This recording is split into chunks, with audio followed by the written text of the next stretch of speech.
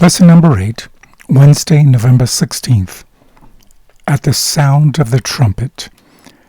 The Thessalonians were convinced that eternal life would be granted exclusively to those who would remain alive until the second coming. The Acts of the Apostles, page 258, says, "They had carefully guarded their lives of their friends, lest they should die and lose the blessing which they looked forward to receiving at the coming of their Lord. But one after another their loved ones had been taken from them, and with anguish the Thessalonians had looked for the last time upon the faces of their dead, hardly daring to hope to meet them in a future life." How did Paul correct this misconception? 1 Thessalonians 4:13-18 says, "But I would not have you to be ignorant, brethren, concerning them which are dead, that you sorrow not, even as others which have no hope. For if we believe that Jesus died and rose again, even so them also which are dead in Jesus will God bring with him. For this we say to you by the word of the Lord, that we which are alive and remain to meet the coming of the Lord shall not prevent them or precede them which are asleep, rather dead as well.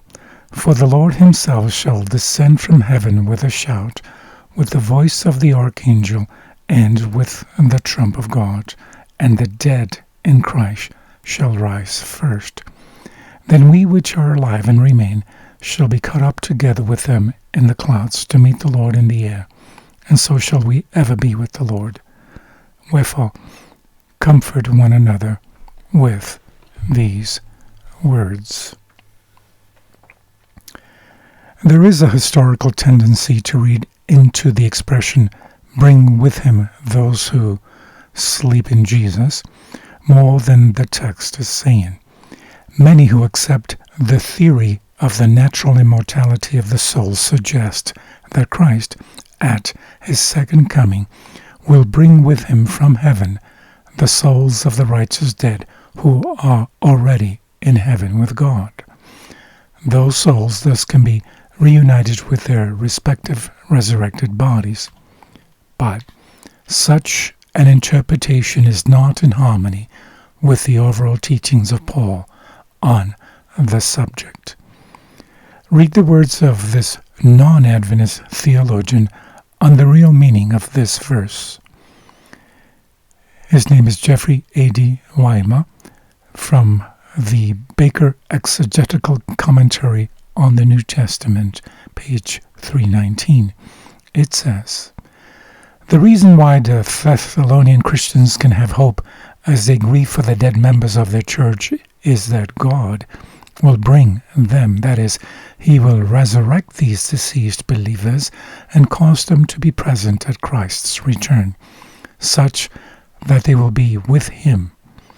The implication is that these deceased believers will not be at some kind of disadvantage at the parousia of Christ, but will be with him in such a way that they share equally with living believers in the glory associated with his return." If the souls of the righteous dead were already with the Lord in heaven, Paul would not need to mention the final resurrection as the Christian hope.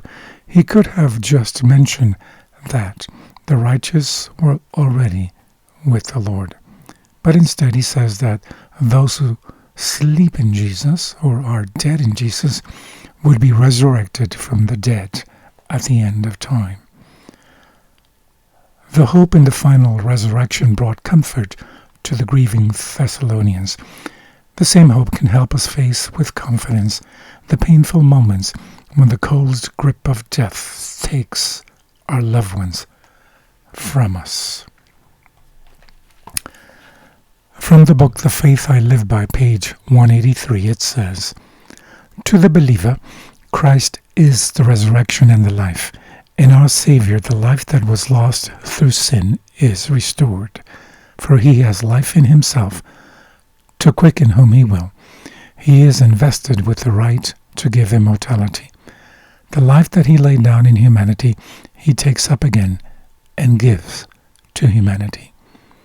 When Christ comes to gather to himself those who have been faithful, the last trump will sound, and the whole earth, from the summits of the loftiest mountains to the lowest recesses of the deepest mines, will hear. The righteous dead will hear the sound of the last trump and will come forth from their graves.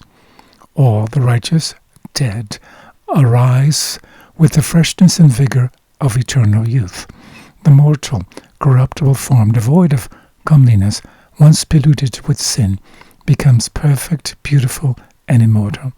Restored to the tree of life in the long-lost Eden, the redeemed will grow up to the full stature of the race in its primeval glory. The living righteous are changed in a moment, in the twinkling of an eye. 1 Corinthians 15:52.